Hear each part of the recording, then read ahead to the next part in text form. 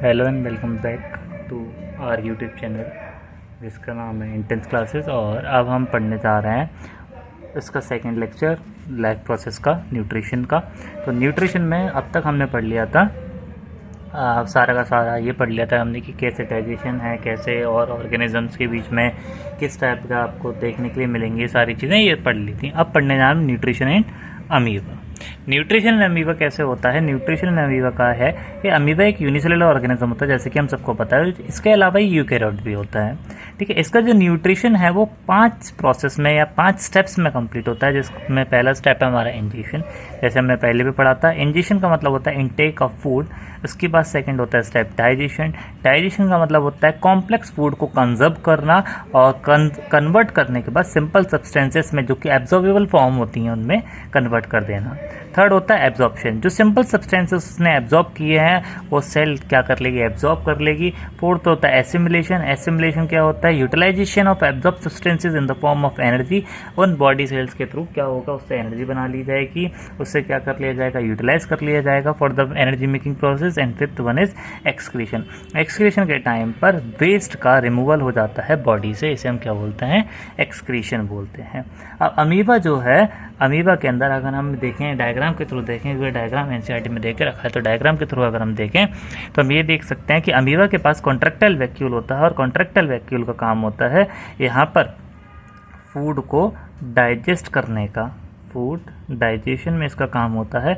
इसके अलावा फूड को खाने का, इसका काम करने का, इसका काम होता है कॉन्ट्रैक्टाइल वैक्यूल का।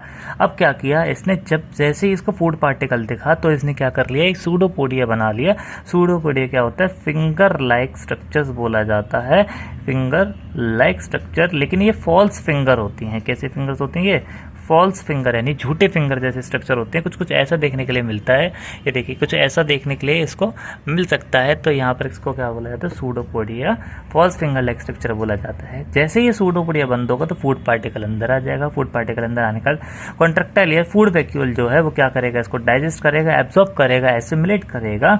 डाइजेशन, एब्जॉर्प्शन, एसिमिलेशन के बाद ये डाइजेस्टेड फूड जो है वो बाहर निकल जाएगा और एक्सक्रेटेड फूड पार्टिकल की फॉर्म में, और ये एक्सक्रीशन कर देगा। यहाँ पर भी दोबारा से सूडोपोडिया बनेगा और ये आखिर में दोबारा अमीबा आ जाएगा। अमीबा की कोई शेप नहीं होती, याद रखिएगा। अमीबोइडल, अगर अपना नाइन्थ ठीक से पढ़ी होगी तो आपको पता होगा अमीबा की कोई शेप नहीं होती है। तो अब हम पढ़ने जा रहे हैं nutrition in human beings. Nutrition in human beings, या यूँ बोल लीजिए होमो सेपियंस के अंदर कैसे न्यूट्रिशन होता है।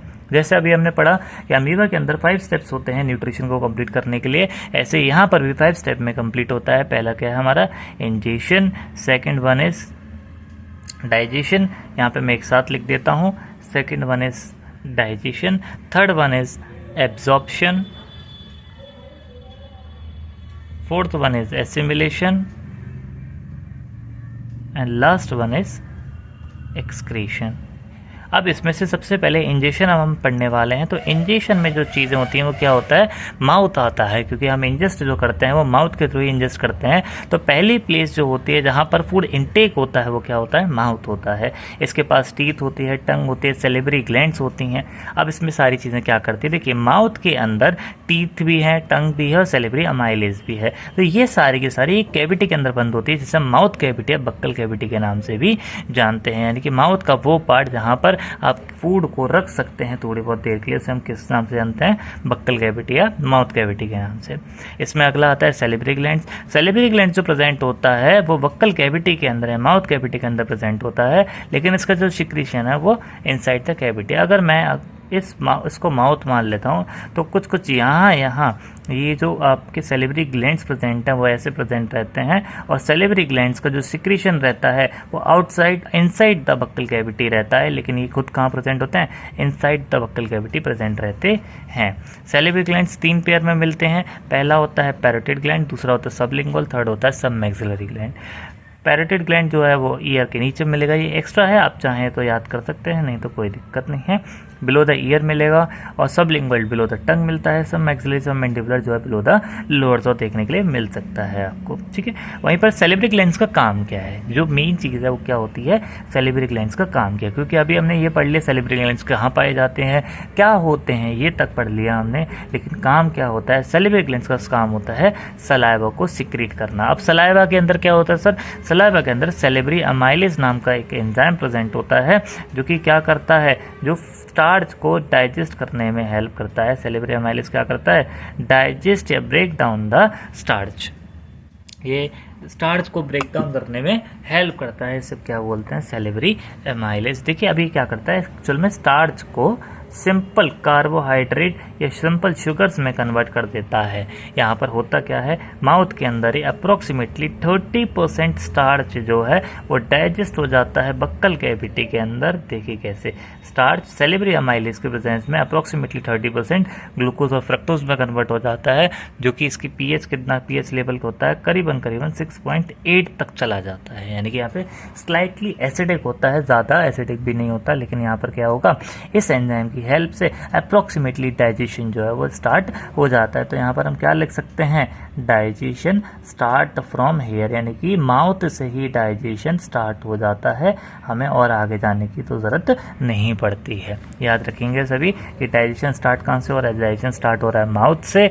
देखिए डाइजेशन स्टार्ट कहाँ से हो रहा है, डाइजेशन स्टार्ट हो रहा है माउथ से। और जो मेन की पॉइंट्स को याद करने के लिए क्या क्या है कि सैलिवरी ग्लैंड्स पाए जाते हैं, जो कि बक्कल कैविटी के बाहर होते हैं, और सैलिवरी ग्लैंड्स के नाम याद रख सकते हैं तो रख लीजिए, ना कोई दिक्कत नहीं है। बाकी सैलिवरी ग्लैंड्स का काम जो होता है वो सलाइवा को सिक्रीट करना होता है, और सलाइवा के अंदर सैलिवरी अमाइलेज पाया जाता है, जो कि एक एंजाइम है जो डाइजेस्ट या ब्रेक डाउन करने में हेल्प करता है, वो भी स्टार्च को या कार्बोहाइड्रेट को सिंपल शुगर्स में। अप्रोक्सीमेटली 30% जो स्टार्च है वो यहाँ पर डाइजेशन या डाइजेस्ट होता है। अब सेकंड पार्ट आता है फेरिंग्स हमारा। फेरिंग्स क्या होता है सर, फेरिंग्स एक कॉमन पाथवे होता है फूड और एयर के लिए। यहाँ पर याद रखेंगे फेरिंग्स एक कॉमन पाथवे है, यानी कि एक ऐसी जगह जहाँ पर से दोनों पाइप स्टार्ट होते हैं, पहला फूड के लिए और दूसरा उसके लिए। तो यहाँ पर ये फूड के लिए हो गया और ये एयर के लिए पाइप हो गया, तो दोनों पाइप एक जगह पर जो मिल रहे हैं उसे हम क्या बोलेंगे, इस पार्ट को फेरिंग्स बोलेंगे। यहाँ से दो डिफरेंट पाइप जो हैं वो अरेंज्ड होते हैं, एक फूड के लिए अरेंज होता है जिसे हम ईसोफेगस के नाम से जानते हैं, और दूसरा एयर के लिए स्टार्ट होता है जिसे हम ट्रैकिया के नाम से जानते हैं, या इसे ही हम विंड पाइप के नाम से भी बोलते हैं।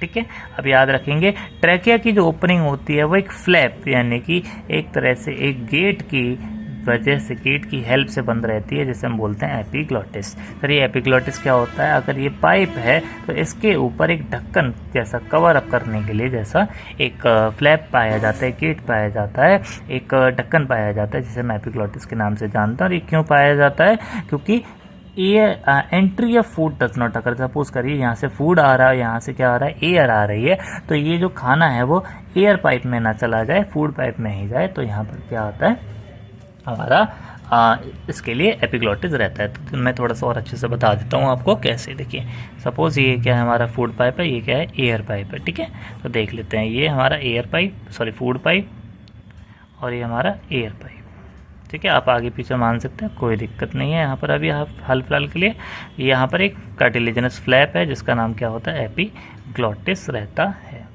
अभी क्या हुआ, जैसे ही खाना आया तो इधर भी जा सकता है और इधर भी जा सकता है, क्योंकि अब देखिए सांस हम इधर से ले रहे हैं तो हो सकता है कि सांस के थ्रू यहाँ भी चला जाए, लेकिन यहाँ चला जाएगा तो ये कहाँ चला जाएगा, सीधा लंग्स के अंदर चला जाएगा, जो कि बहुत ज़्यादा डेडली हो सकता है, बहुत ज़्यादा ख़राब हो सकता है। इवन हमारे लंग्स जो हैं वो भी ख़राब हो सकते हैं। तो क्या होता है कि यहाँ पर जैसे ही ये खाना आता है तो ये फ्लैप क्या कर जाता है, बंद कर जाता है, जिसकी वजह से खाना जो वो इधर ही जाता है। बस इतनी सी बात होती है इसकी। ठीक है, इसके बाद याद रखिएंगे कि ओपनिंग ऑफ ट्रैकिया को हम ग्लॉटिस के नाम से जानते हैं, तभी तो इसके ऊपर पाया जाने वाला, यानी एपी का मतलब अब पाया जाने वाला जो कवर है उसको हम एपिग्लॉटिस के नाम से जानते हैं। अब तीसरा प्रोडक्ट आता है हमारा, तीसरी जो बात आती है वो आती है हमारी ईसोफेगस की। फेरिंग्स के बाद ईसोफेगस जो है वो फूड को लेके जाती है, कहाँ तक, स्टमक तक लेकर के जाती है। अब ये डायरेक्ट तो लेके जा नहीं सकती, तो यहाँ पर एक कुछ हेयर लाइक या फिंगर लाइक स्ट्रक्चर्स पाए जाते हैं जिन्हें हम विलाई बोलते हैं, जो कि एक मूवमेंट शो करते हैं। हम पेरिस्टाल्टिक या मूवमेंट बोलते हैं। अभी सर क्या होता है समझ नहीं आया। देखिए एक्चुअल में क्या होता है, सपोज कर लीजिए ये हमारी इंटेस्टाइन है, ठीक है। तो इंटेस्टाइन में विलाई कुछ ऐसे प्रेजेंट होती है जो कि क्या कर रही होती है, पेरिस्टाल्टिक कर रही होती है, पेरिस्टाल्टिक मूवमेंट कर रही होती है। इस मूवमेंट का नाम और काम बता देते हैं क्या होता है। पेरिस्टाल्टिक यानी कि एक तरह से फिंगर लाइक मूवमेंट, उंगलियों को चलाने वाला काम करती है ये फिंगर लाइक मूवमेंट, यानी कि फिंगर्स को हिलाने जैसा काम। जैसे कि देखिए ऐसे, अगर दो उंगली से ऐसे रखी हुई तो ऐसे ऐसे नीचे ले जाने में हेल्प करेगी, जिससे कि फूड जो है वो आराम से नीचे जा सके। और यहाँ पर ये म्यूकस भी सीक्रेट करती हैं, तो सलाइवा के साथ भी अच्छा खासा ये मिक्सअप हो जाता है। यानी कि सलाइवा के साथ अच्छा खासा मिक्सअप हो गया, और इसके अलावा क्या बन गया, बोलस बन गया, ये कह लीजिए। ये आगे चल के अपना ठीक से चला जाएगा, ठीक है। अब क्या होता है, pharynx in pharynx and oesophagus there is no digestion. Pharynx और ईसोफेगस में किसी भी प्रकार का डाइजेशन देखने के लिए नहीं मिलता। यहाँ पर एब्जॉर्प्शन भी नहीं होता है किसी चीज़ का, यानी कि डाइजेशन और एब्जॉर्प्शन वाली कंडीशन यहाँ देखने के लिए आपको नहीं मिलेगी। बाकी क्या होगा, यहाँ के बाद से ही आपको डाइजेशन एब्जॉर्प्शन देखने के लिए मिलती है। इससे पहले आपने जो डाइजेशन देखा था वो कहाँ देखा था, माउथ में देखा था, और इसके बाद सीधा आप कहाँ देख पा रहे हैं, डाइजेशन आगे स्टमक में देख पाएंगे, ठीक है। तो आगे स्टमक में देखने के लिए आप देखिए यहाँ पे सबसे पहले। अब स्टमक क्या होता है, एक ही जे शेप, कौन से शेप का, जे शेप का मस्कुलर ऑर्गन होता है जो कि स्टोर करता है फूड को 4 से 5 घंटों के लिए, और किसी किसी बुक में ये 5 to 6 आवर्स भी देके रखा है, ठीक है। इसके पास गैस्ट्रिक ग्लैंड्स होते हैं जो कि म्यूकस सीक्रेट करते हैं, एचसीएल सीक्रेट करते हैं, और एक एंजाइम जिसे हम पेप्सिन के नाम से जानते हैं वो भी सीक्रेट करते हैं। इसके अलावा हाइड्रोक्लोरिक एसिड जो है वो फूड को डाइजेस्ट करती है।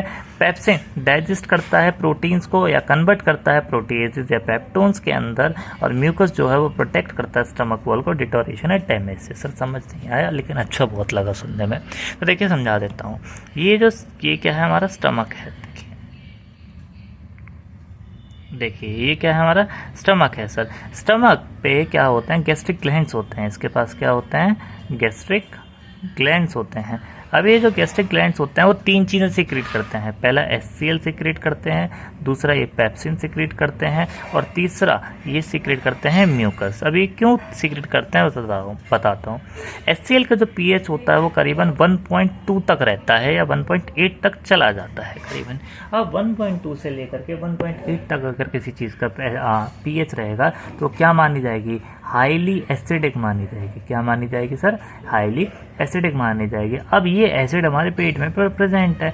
अब ये एसिड क्या करेगा, हमारे स्टमक की वॉल को ख़राब करेगा। अब स्टमक की वॉल को ख़राब करेगा तो यहाँ पर हमारे स्टमक को भी दिक्कत होगी। तो इसके लिए क्या, यहाँ पर एक मोटी अच्छी खासी क्या होती है, एक थिक वॉल होती है, म्यूकस की थिक वॉल होती है, जो कि किसके लिए यूज़ की जाती है, जिससे कि हमारा जो पेट है, जो एचसीएल है, जो ये हमारा स्टमक है, वो हमें ख़राब ना कर सके। तो क्या होती है, थिक वॉल ऑफ, अगर आपको लिखना है तो थिक वॉल ऑफ म्यूकस यहाँ पर प्रेजेंट रहती है, क्योंकि क्या करती है, that prevent protect the stomach wall को डिटोरेशन डैमेज से प्रिवेंट करती है, प्रोटेक्ट करती है। इसका काम ये होता है, ठीक है। म्यूकस का काम समझ में आ गया हमें, गैस्ट्रिक ग्लैंड्स में एचसीएल का काम समझ में आ गया। सर एचसीएल का क्या काम होता है, एचसीएल का काम होता है पेप्सिन को जगाना। मतलब समझाता हूँ, देखो होता क्या है एक्चुअल में। ये जो हमने पेप्सिन लिखी है, ये क्या होता है, पेप्सिन एक प्रोटीन डाइजेस्टिव एंजाइम है। क्या है ये, प्रोटीन डाइजेस्टिव एंजाइम। पेप्सिन क्या होता है, प्रोटीन डाइजेस्टिव एंजाइम होता है। अब ये देखो होता क्या है, ये ना एक्चुअल में ऐसे नहीं पाया जाता, हमारी बॉडी में पेप्सिनोजन के नाम से पाया जाता है। पेप्सिनोजन को कन्वर्ट करता है पेप्सिन के अंदर, जो कि प्रोटीन को तोड़ने में हेल्प करती है। प्रोटीन को किस चीज़ में तोड़ती है, प्रोटीन को तोड़ती है प्रोटीएजेस में और पेप्टोन्स के अंदर। ठीक है। और ये पेप्सिनोजन को पेप्सिन में कन्वर्ट करता है, HCl कन्वर्ट करता है। तो इसका मतलब सर कि गैस्ट्रिक ग्लैंड पेप्सिन रिलीज नहीं करता, नहीं, वो पेप्सिनोजन या एक तरह से क्या बोल सकते हैं इनएक्टिव पेप्सिन को रिलीज करता है, जिसको HCl क्या करता है एक्टिव करता है, जो कि क्या करती है प्रोटीन को प्रोटीएजेज और पेप्टोन्स में तोड़ने में हेल्प करता है। बस इतनी सी चीज़ है, ठीक है। अब आगे आते हैं, आगे समझते हैं कि म्यूकस ने क्या किया, प्रोटेक्ट किया स्टमक वॉल को डिटोरेशन एंड डैमेज से। हाइड्रोक्लोरिक ने क्या किया, फूड को डाइजेस्ट करने में हेल्प किया, पेप्सिन को कन्वर्ट कर दिया, और जिसने प्रोटीन को क्या कर दिया, कन्वर्ट कर दिया प्रोटीन पर पेप्टोन्स में, ठीक है। HCl जो हमारे इसमें पाया जाता है, किसमें, HCl जो हमारे पेट में पाया जाता है, स्टमक में पाया जाता है, वो काफ़ी ज़्यादा एसिडिक होता है, जो कि हमने पढ़ लिया, जिसकी pH करीबन 1.2 तक मानी गई है। और ये जो एसिड है वो डैमेज करता है हमारी स्टमक वॉल को, जो कि अल्सर्स कॉज कर देती है अगर प्रोलॉन्ग गेस्चर हो, मतलब प्रोलॉन्ग एक्सपोजर होता है HCl का काफ़ी लंबे समय तक के लिए HCl का हमारे ऊपर बहुत ज़्यादा एक्सपोजर रहता है, मतलब काफ़ी ज़्यादा आप तीखा खाते हैं, काफ़ी ज़्यादा खाते हैं, तो क्या होता है यहाँ पर हमारे जो स्टमक एसिड है वो स्टमक पर हमेशा रहता है, जिसकी वजह से अल्सर्स हो जाते हैं, और उन अल्सर्स का नाम रखा जाता है पेप्टिक अल्सर्स। क्यों रखा जाता है पेप्टिक अल्सर, क्योंकि यहाँ पर जितने भी नाम दिए गए हैं वो पेप्सिन या पेप्टिक के नाम से ही दिए गए हैं। जैसे अभी मैंने आपको बताया था कि प्रोटीन को कन्वर्ट कर रहा है कौन, पेप्सिन कन्वर्ट कर रहा है प्रोटीन का पेप्टोन्स में। अब ये वाली जो चीज़ है वो आप याद करना चाहें तो कर सकते हैं, आपकी मनमर्जी है, डोंट वरी वाली चीज़, ठीक है।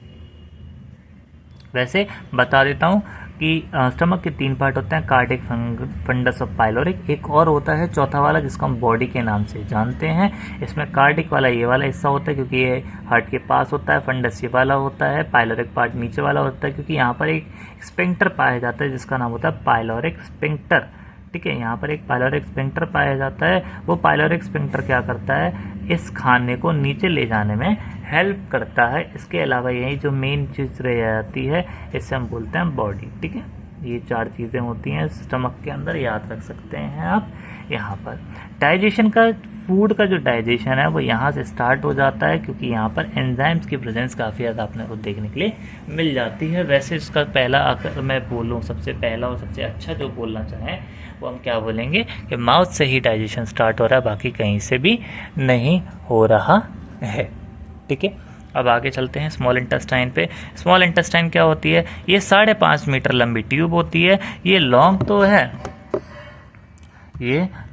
तो है लेकिन इसका डायमीटर जो है वो छोटा है as compare to the large intestine, जिसकी वजह से हम इसका नाम क्या रखते हैं, स्मॉल इंटेस्टाइन रखते हैं। अगर कोई पूछे कि what is the purpose of making the small intestine small, मतलब ऐसा क्या होता है जिसकी वजह से स्मॉल इंटेस्टाइन स्मॉल बोली जाती है, तो क्या बोले जाएंगे कि इसका जो डायमीटर होता है वो छोटा होता है as compare to the large intestine. इस चक्कर में से स्मॉल इंटेस्टाइन का ही खिताब दिया गया है। यहाँ पर डाइजेशन और 90 से 92% तक, कितना 90 to 92% तक का जो एब्जॉर्प्शन है वो कंप्लीट होता है। इसके अलावा यहीं से कुछ एंजाइम्स जो होते हैं वो डिफरेंट ऑर्गन से आते हैं स्मॉल इंटेस्टाइन के अंदर डाइजेशन को कंप्लीट देने के लिए। तो देखो समझा देते हैं क्या होता है एक्चुअल में।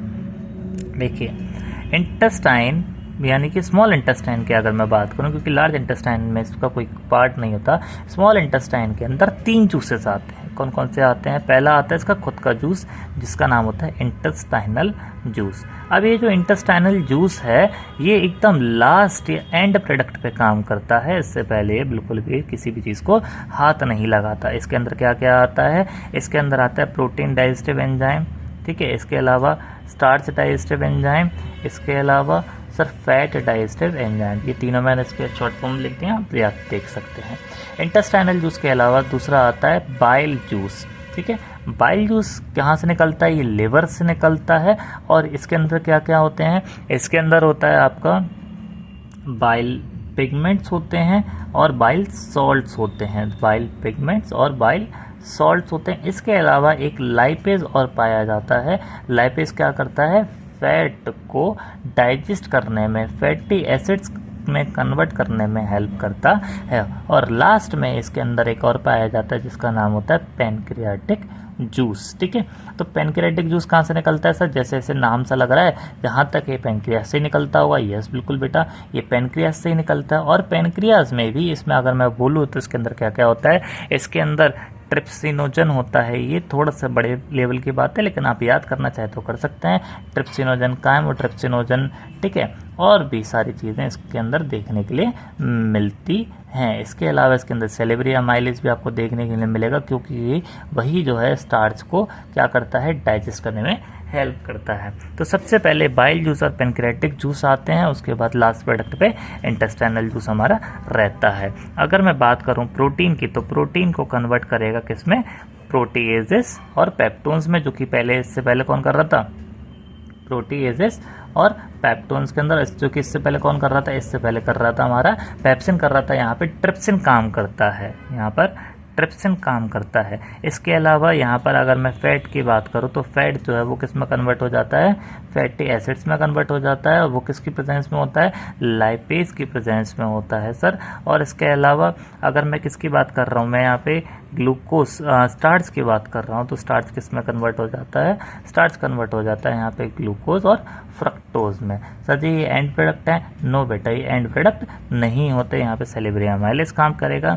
ये एंड प्रोडक्ट तो नहीं है हमारे, एंड प्रोडक्ट तो आगे आएंगे। तो देखिए आगे जैसे कि प्रोटीएजेस और पेप्टोन्स हैं, तो प्रोटीएजेस या पेप्टोन्स या प्रोटीन्स जितनी भी रह जाती हैं, ये सारी की सारी प्रोटीन डाइजेस्टिव एंजाइम्स की हेल्प से अमीनो एसिड्स में कन्वर्ट हो जाती हैं, जो कि एकदम मेन और सबसे एब्सॉर्बेबल यूनिट होती है, एब्सॉर्बेबल यूनिट मानी जाती है, यानी कि सबसे छोटी यूनिट मानी गई है। प्रोटीएजेस, पेप्टोन्स और प्रोटीन्स किसकी हेल्प से हो रही हैं, यहाँ पर प्रोटीन डाइजेस्टिव एंजाइम्स की हेल्प से हो रही हैं। इसके अलावा जो ग्लूकोज आपने बनाया था, ग्लूकोज के साथ फ्रक्टोज नहीं निकलता है कई बार, जैसे कि सुक्रोज निकल गया, तो सुक्रोज को फ्रक्टोज और ग्लूकोज में कैसे कन्वर्ट करेंगे आप, वो आप करते हैं सुक्रेज की हेल्प से। किसकी हेल्प से करते हैं, सुक्रेज, एज का मतलब होता है एंजाइम, ठीक है। तो यहाँ पर आप किसकी हेल्प से करेंगे, सुक्रेज की हेल्प से करेंगे।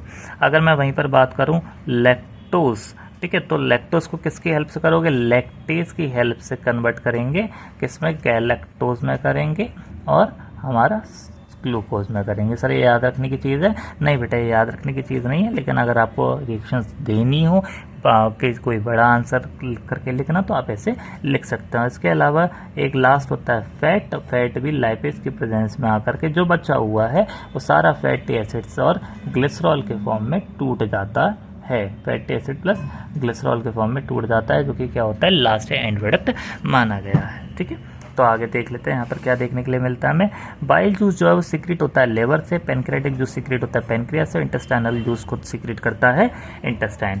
बाइल जूस जो होता है वो एमल्सिफिकेशन ऑफ फैट में हेल्प करता है। एमल्सिफिकेशन का मतलब बता देते हैं हम क्या होता है। और बाइल सॉल्ट्स या बाइल पिगमेंट जो होते हैं वो फीसिस को कलर देने में हेल्प करते हैं, यानी कि जो येलो येलो जो होता है वो फीसिस ही होती हैं।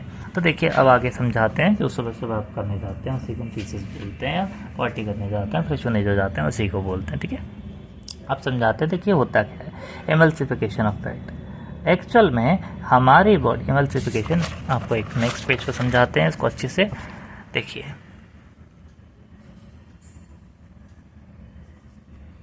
Emulsification of fats. देखिए होता क्या है कि फैट को हमारी बॉडी जो है, फैट ईजिली एब्जॉर्ब नहीं होता, ठीक है, फैट ईजिली एब्जॉर्ब जो है वो हमारी बॉडी नहीं करती है। तो फैट पे क्या करते हैं, फैट पे एक लेयर चढ़ा देती है, जिसकी किसकी लेयर चढ़ा देती है सर, प्रोटीन की लेयर चढ़ा देती है, जिसकी वजह से हमारी बॉडी को क्या लगता है ये प्रोटीन बन चुका है, तो अब क्या करेगा, इसको ईजिली बॉडी ईजिली एब्जॉर्ब कर लेगी। इस चक्कर में से इस प्रोसेस को हम बोलते हैं एमल्सिफिकेशन ऑफ फैट, यानी कि फैट के ऊपर एक प्रोटीन की लेयर चढ़ा देना, जिसकी वजह से हमारी बॉडी जो है उसको समझ ना पाए और ठीक जल्दी से क्या कर ले, उसको एब्जॉर्ब कर ले, क्योंकि फैट का होना भी ज़रूरी है बहुत ज़्यादा हमारी बॉडी के लिए, जितना कार्बोहाइड्रेट और बाकी सारी चीज़ें हैं, क्योंकि कार्बोहाइड्रेट जो है वो हमें शक्ति तो देता है, एनर्जी तो देता है, लेकिन फैट से ज़्यादा नहीं देता है। सबसे ज़्यादा जो एनर्जी देता है वो प्रोटीन देता है, उसके बाद फैट देता है, और कार्बोहाइड्रेट सबसे कम एनर्जी देता है। लेकिन सबसे पहले कौन एनर्जी देता है, कार्बोहाइड्रेट ही हमें एनर्जी देगा।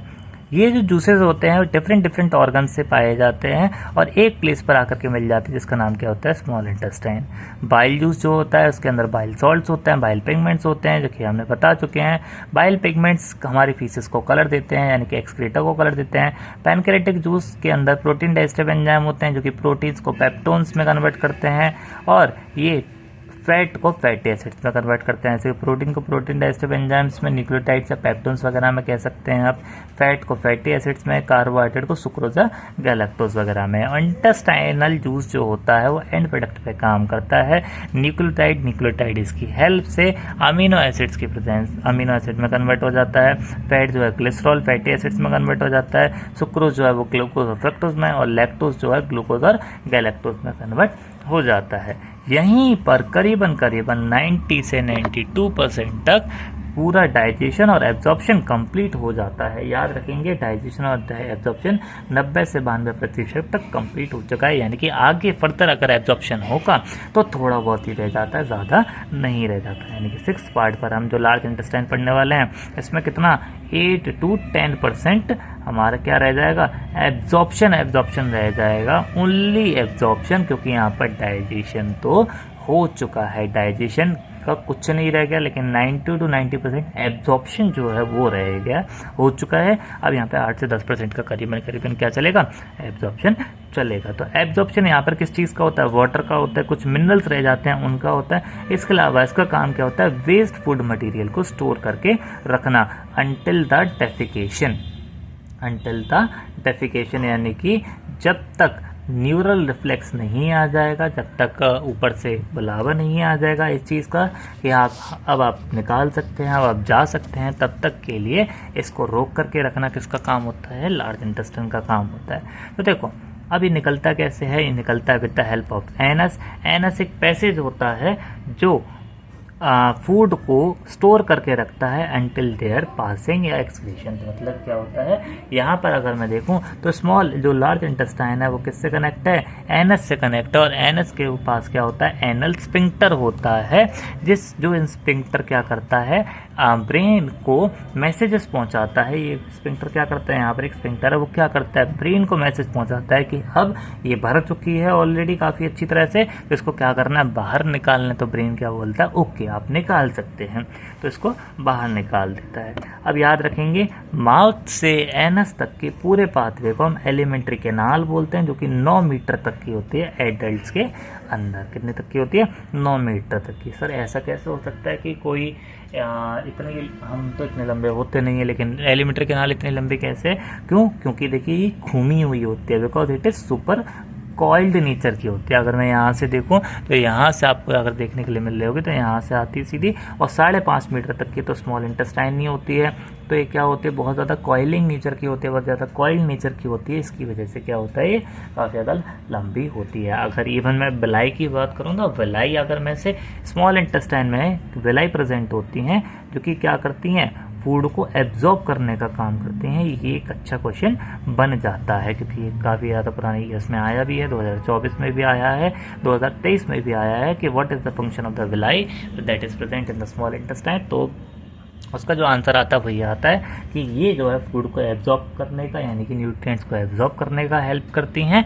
और ये अगर मैं इनमें से एक विलाई को निकाल लूँ, इस इंटेस्टाइन में से विलाई को निकाल लूँ, तो यहाँ से सूरज तक की डिस्टेंस कवर अप कर सकता हूँ मैं, पता है आप सभी को, ठीक है। और इसके अलावा जो चीज़ें होंगी हम वो क्वेश्चंस में कवर अप करेंगे। आज के लिए आपको ये अगर टॉपिक समझ में आता है तो थैंक्स, और बाकी लाइक कर दें वीडियो को, और चैनल को सब्सक्राइब करके बेल आइकन को प्रेस कर दें, जिससे कि आपके पास अगली वीडियो का नोटिफिकेशन ज़रूर आ जाए। Thank you for this.